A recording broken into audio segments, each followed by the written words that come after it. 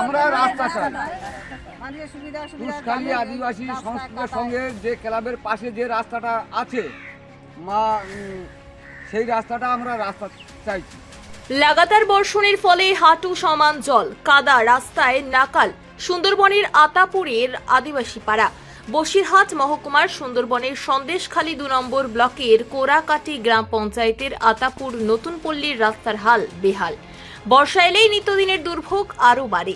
দীর্ঘ কয়েক বছর ধরে ওই এলাকার মানুষ চরম সমস্যার মধ্য দিয়ে দিন কাটাচ্ছেন। রাস্তার ওপর জমে থাকে হাঁটু সমান জল, আর তার সঙ্গী হয় পিচ্ছিল কাদা। এমন অবস্থায় স্কুলে যাওয়া থেকে শুরু করে হাট বাজার যাওয়া কিংবা অসুস্থ রোগী নিয়ে যাতায়াত সবই হয়ে উঠেছে দুর্বিষহ।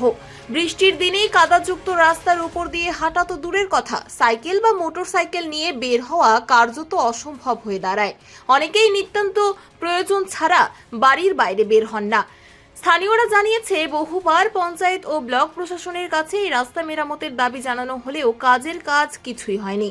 বর্ষার সময় জল নিকাশির ব্যবস্থা না থাকায় জমা জল তৈরি হয় কাদার স্তর। গ্রামের প্রবীণরা জানাচ্ছেন, রাস্তায় হাঁটুর সমান জল, তার উপর পিচ্ছিল কাদা। প্রতিদিন এই দুর্ভোগ নিয়ে আমাদের চলতে হচ্ছে। রোগী নিয়ে বের হলে ভ্যান, অটো চলতে পারে না, বিপদে পড়তে হয়।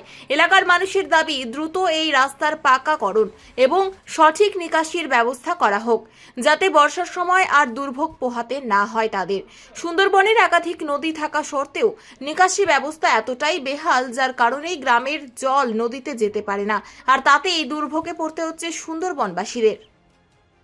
তো আছে এই কারণ, এই যে রাস্তা দীর্ঘদিন ধরে পড়ে আছে, পঞ্চায়েতে মেম্বারকে, প্রধানকে বলা হয়েছে যে এই রাস্তার জন্যে আমাদের স্কুলে বাচ্চা কাচ্চা যাবে, যেতে পারে না। আমরা নিজেরা মেয়েরা এখান থেকে যে কোনো দরকারি কাজে যাব, যেতে পারি না, নিজেরাই কাদায়।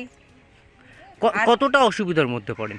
অসুবিধাটা তো প্রচুর অসুবিধা। কতটা অসুবিধা বলবো, প্রসূতি মায়েরা গর্ভবতী মায়েরা তো যেতেই পারে না, কারণ নিয়ে যেতে যেতে কাদায় তো পড়ে যাওয়ারই অবস্থা।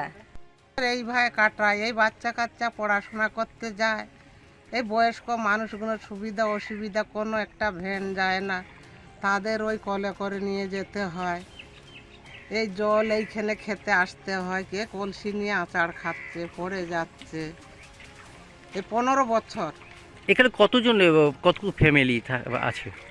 আছি 40 ঘর মতন।